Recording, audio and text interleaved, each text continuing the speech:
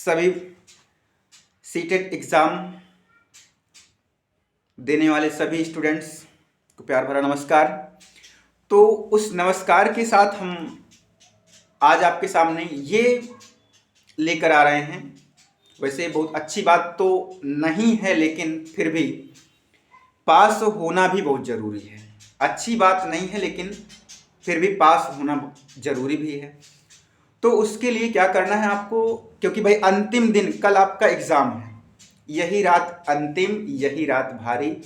ऐसा नहीं कि केवल जो सामने है उसके लिए भी यही हाल है, बट तो कुछ प्रिपरेशन है तो कुछ तुक्का लगाना है। तो अब हम जानेंगे तुक्का कैसे लगाएं, कैसे लगाया जाता है।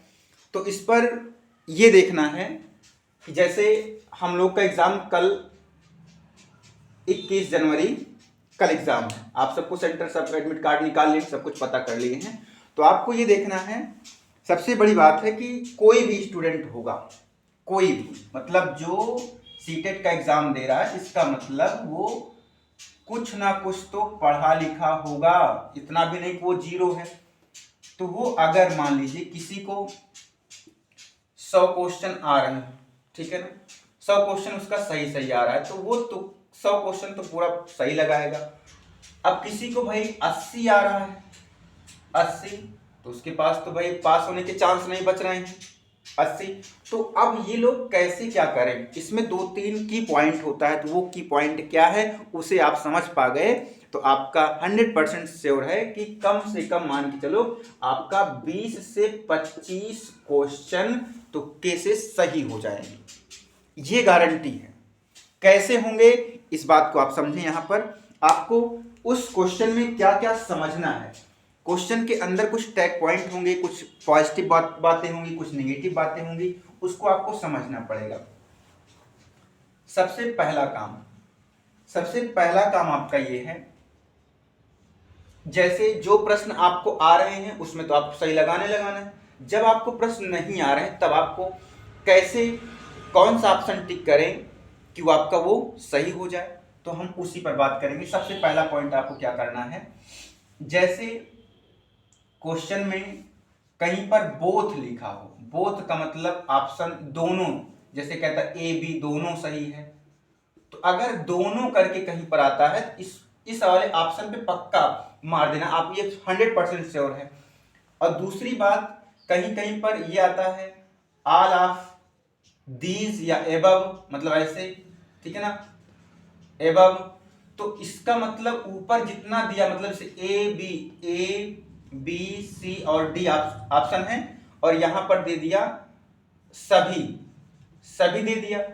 तो जहां पर सभी मिले, ऑल ऑफ एबव, ठीक है ना, ऑल ऑफ एबव, तो ये आपको मतलब सभी वाला ऑप्शन, डी ऑप्शन, मतलब ये इस तरह से ये भी टिक कर देंगे तो आपका 100% श्योर होगा। तीसरा की पॉइंट सबसे इंपॉर्टेंट है, ये आपका संस्कृत और मतलब कहने का मतलब लैंग्वेज में ज्यादा सेटिस्फाई करेगा, आपको संतुष्ट करेगा लैंग्वेज में। जो तीसरा पॉइंट है, तो वो पॉइंट क्या है, अभी इसमें आप कंटिन्यू देखेंगे, आपको एक एक बात, क्योंकि ये आज की बात अगर आप देख लिए, समझ लिए, तो कल आपको ये जरूर से जरूर काम आएगा। तो क्या है तीसरी पॉइंट, इसके बाद वाली जो पॉइंट बहुत आई देखी। तीसरी पॉइंट में जैसे लैंग्वेज के लिए आप देखेंगे कि जो लाइनें, क्योंकि भाई देखो संस्कृत जो लोग लिए होंगे, भाई संस्कृत सबको नहीं समझ में आती है, लेकिन ले लिए हैं, समझ नहीं आती है। तो उसमें से जो लाइन आपको लंबी दिखे कि लंबी लाइन लिखी गई है, तो आप उस लंबी लाइन को देखिएगा, जो सेंटेंस ज्यादा लंबा है उस पर टिक्का मारेंगे, तब आपका वो सही होने का पूरा चांस रहेगा, ठीक है ना।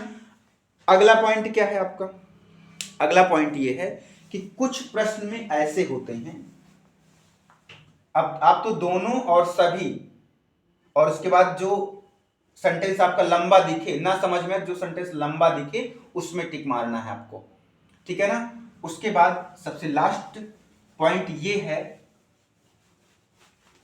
लास्ट पॉइंट कि आप क्या करेंगे, जैसे उसमें ऑप्शन में ए बी सी और डी दिया है, तो इसमें क्या होता है, कभी कभी ऑप्शन में आपको ये नजर आता है कि 1 2 3, मतलब तीनों को पढ़ने पर एक ही सेंस निकलता है, मतलब एक ही भाव आता है, तीनों का एक ही अर्थ समझ में आता है। उसमें से एक कोई आपको डिफर मिलता है, मान लीजिए हमारा डी मिल रहा है डिफर।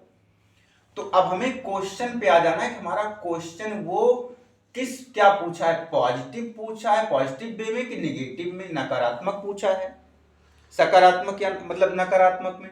तो अगर नकारात्मक पूछे तो आप इसमें से कोई अच्छा, अब इतना तो दिमाग आप लोगों के पास है ही है, इन तीनों जो कि समान अर्थ निकल रहे हैं, फिर भी उन समान अर्थों में से कौन ज्यादा बेहतर पड़ेगा, वो चीज आपको यहां पे टिक्का मारना पड़ेगा। नहीं नेगेटिव पूछेगा तो आपका नेगेटिव अलग है ही है, इसको लगा देंगे। उसके बाद एक अंत में एक और बात है, जैसे जब आपको कुछ नहीं आ रहे हैं समझ में, तब आप क्या करेंगे, उसमें देख लीजिए कि जैसे इतने बड़े गधे, तो उसमें क्या होगा, ऑप्शन ए बी सी और डी, 4 ऑप्शन आपके पास हैं।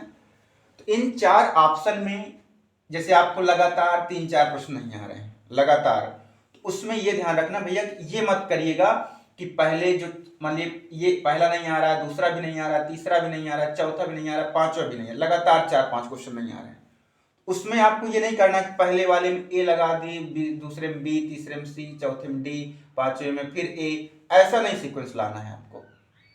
नॉर्मली ये ध्यान रखना है कि जो एग्जामिनर होता है आपका पहला ऑप्शन तो सही नहीं रखेगा, ये श्योर है, दूसरा बी, तीसरा, तो तीसरे में कुछ सही होने की संभावना, यानी सी वाले में सही होने की संभावना ज्यादा रहती है, तो सी ऑप्शन आप ध्यान रखेंगे। तो अगर लगाना होगा तो इन पांचों में ए लगा के आइएगा, या बी लगा के आइएगा, या सी लगा के आइएगा। वैसे बी और सी पर ज्यादा ध्यान रखना है आपको, बी और सी पर, ठीक है ना, मतलब जो भी लगाइएगा चारों में, या तो बी तो सब में बी, या तो सी सब में सी, जिसमें से कम आपके 2 क्वेश्चन तो पक्का सही हो जाएंगे। जहां पे चारों गलत होने की संभावना थी वहां पे कम से कम 2 तो सही हो जाएंगे। नेगेटिव मार्किंग है नहीं इसमें, तो आप बिल्कुल इस तरह से लगाएंगे। 100% आपका है कि 20 से 25 नंबर बढ़ेगा। अगर आप 80 क्वेश्चन आपको आता था तो आपका 100 हो जाएगा। जल्दी, यही रात अंतिम है, यही रात भारी है, तो आप लोग क्या करें, इसको जरूर समझ लें, जान लें और अपने दोस्तों में भी जल्दी से शेयर कर दें, क्योंकि कल